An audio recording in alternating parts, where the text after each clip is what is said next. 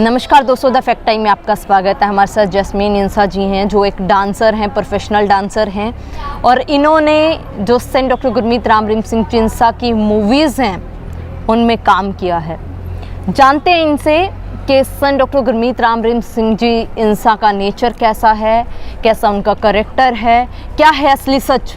Jasmine जी सीधा आपको बताएंगी। Jasmine ji, the fact time में आपका स्वागत है। जैस्मीन जी, आपने कौन कौन सी मूवीज़ में काम किया है संत जी के साथ? मैंने किया है उनकी फर्स्ट मूवी और लायन हार्ट, और लायन हार्ट का एक और पार्ट बना था उसमें। मोस्ट ऑफ द पार्ट में मैं रही हूँ उनकी जितनी भी टोटल मूवी आई है। हाँ जी। तो आपने dancer, back dancer back dancer मैंने वहाँ पे काम किया है। आपकी मुलाकात भी हुई होगी सेंट डॉक्टर गुरमीत राम रहीम सिंह? हाँ, जैसे सेट पे ऑब्वियसली डांसर्स होंगे साथ में और वो भी आते थे बीच में, तो मुलाकात होती रहती थी। कैसा लगता है उनका नेचर? बिल्कुल फ्रेंडली, ऐसे लगता ही नहीं था। मतलब जैसे नॉर्मली अगर हम देखें, अगर हम बाहर जाके कहीं इंडस्ट्री में काम करते हैं तो जैसे बड़े सुपरस्टार होते हैं, तो मुझे नहीं पता वैसे उनके साथ क्या फेस करना है, बट एज अ थिंग मतलब जो मेरी मेंटालिटी है, होता होगा कि वो किसी से बात नहीं करते होंगे या रहते होंगे। पर जैसे कि गुरुजी हैं, एक तो वो गुरु भी थे और उस टाइम वो एज अ हीरो भी प्ले कर रहे थे। उनमें बिल्कुल भी एटीट्यूड या कुछ भी ऐसा था ही नहीं, बिल्कुल भी। वो बिल्कुल फ्रेंडली नेचर से, किसी को किसी भी चीज़ की ज़रूरत होती थी ना, या कहीं भी प्रॉब्लम आ जाती थी, वो खुद ही बताते थे कि ऐसा करो, ये नहीं करना। मतलब हर चीज़ में गाइड करते थे, हर चीज़ में। उनका करेक्टर कैसा लगता है मैम आपको?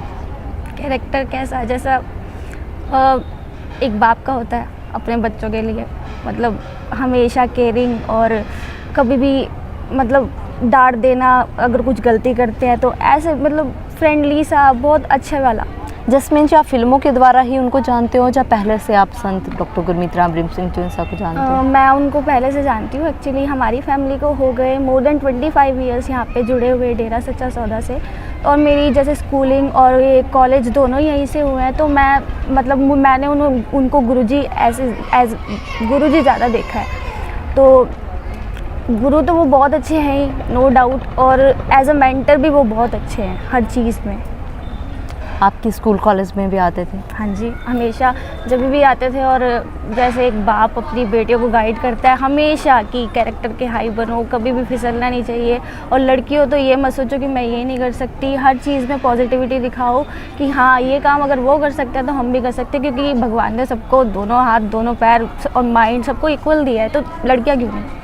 हमें हमेशा बेटों से, मैं ये नहीं करूँगी बराबर, हमेशा ज़्यादा ही करा है। बल्कि गुफा के बारे में दिखाया जा रहा था मीडिया में, वहाँ से कोई रास्ता जाता था हॉस्टल से, ऐसा कुछ था मैम? एक्चुअली मैं भी हॉस्टल में रही हूँ, ऐसी बात नहीं है। कभी कभी मैं, मतलब हमने भी स्टे किया है हॉस्टल में। मैंने आज तक कोई रास्ता नहीं देखा, क्योंकि एज अ चाइल्ड हर बच्चे का नेचर होता है कि हर जगह घुस के देखना। तो हम हॉस्टल में जगह जगह घूमते थे, हर जगह, मतलब टीचर की नज़रों से बच के या वार्डन की नज़रों से बच के कहीं भी घुस जाते थे। हमें तो आज तक वो सीक्रेट कैनाल या कुछ भी ऐसा वो रास्ता दिखा ही नहीं। अब जो मीडिया वाले हैं उनको पता नहीं कहाँ से दिखा, अब उनको देखा है तो वो बताए भी है कहाँ, क्योंकि हमें भी नहीं पता आज तक वो कहाँ। कभी किसी और लड़के से सुना हो या कभी भी?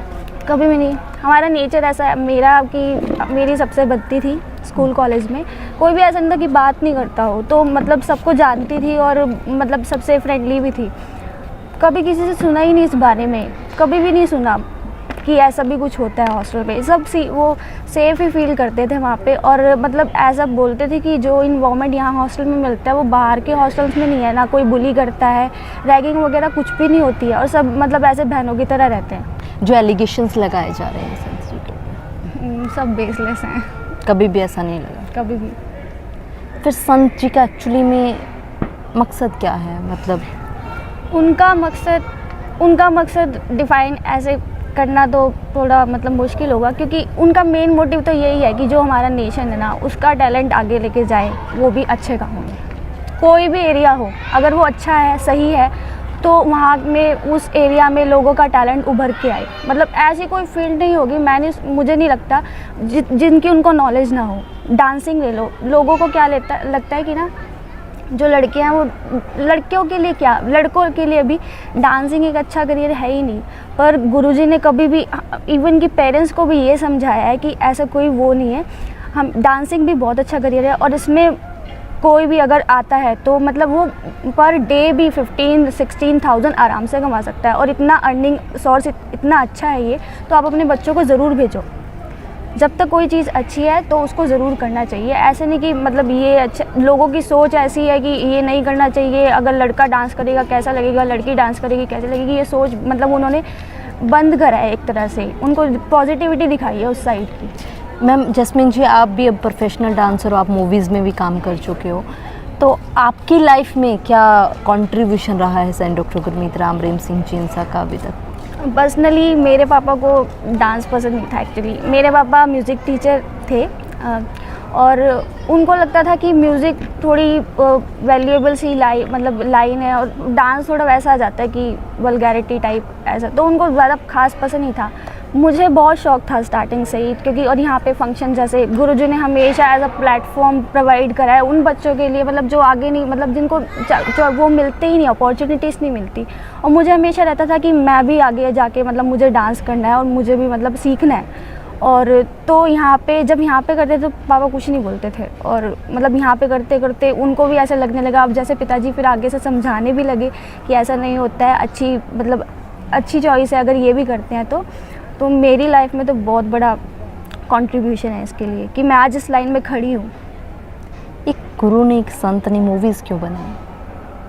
अब लोगों को तो पता नहीं क्या क्या लगता है, पर अब यही फील्ड ले लो आप, चलो ठीक है, अब ये टैलेंट था, बस स्कूल के बच्चे, कॉलेज के बच्चे इतना अच्छा डांस करते हैं, बाहर जाएंगे तो ऑब्वियसली इतनी जल्दी ना तो उनको अच्छी अपॉर्चुनिटीज़ मिलती है और पता नहीं क्या क्या करना पड़ता है। अब यहाँ पे क्या है, ना कुछ गलत करके उनको टैलेंट आगे बढ़ाना, गुरुजी का मेन मोटिव यही था हर चीज़ में, चाहे वो डांसिंग हो, किसी की एक्टिंग हो, कोई भी मूवीज़ आप उठा के देख लो, उसमें मोस्ट ऑफ द जो भी न्यू फेजेस होते हैं वो लोकल होते हैं, जिनको आज तक किसी ने पहले कभी नहीं देखा होता, और वो कितना अच्छा प्ले कर रहे हैं उसमें, कितना अच्छा परफॉर्म कर रहे हैं। उनका मेन मोटिव यही था।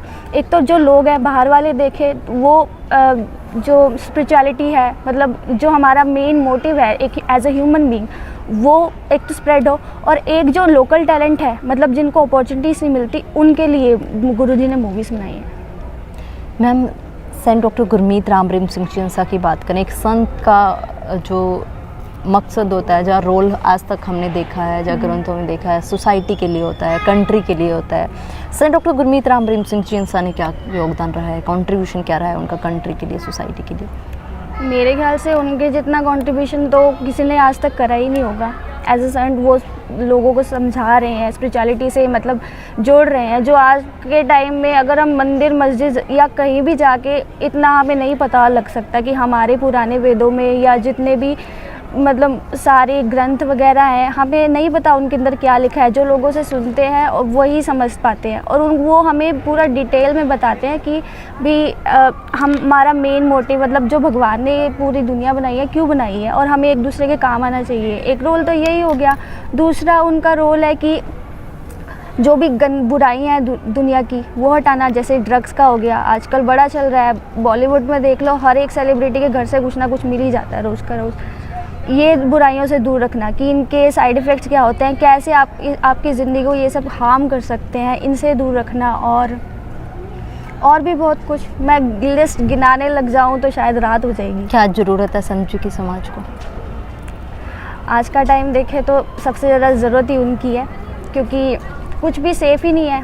जगह जगह रोज़ न्यूज़ सुनते हैं कि आज इसका रेप हो गया, आज इस पे एसिड डल गया, और किसी ने अपने बड़े भाई को मार के उसकी प्रॉपर्टी अपने नाम करा ली। इतनी बुराइयां हैं पूरे दुनिया में कि उनका कोई मतलब कोई रोक ही नहीं सकता। उनको कैसे कर सकते, क्योंकि लोगों में आजकल ह्यूमैनिटी नहीं है, और सबसे ज़रूरी चीज़ है जो ज़िंदगी जीने के लिए है वो ह्यूमैनिटी है, और वो संत जी ही मतलब दे सकते हैं पूरी दुनिया को, क्योंकि उनको तरीके आते हैं अच्छे अच्छे।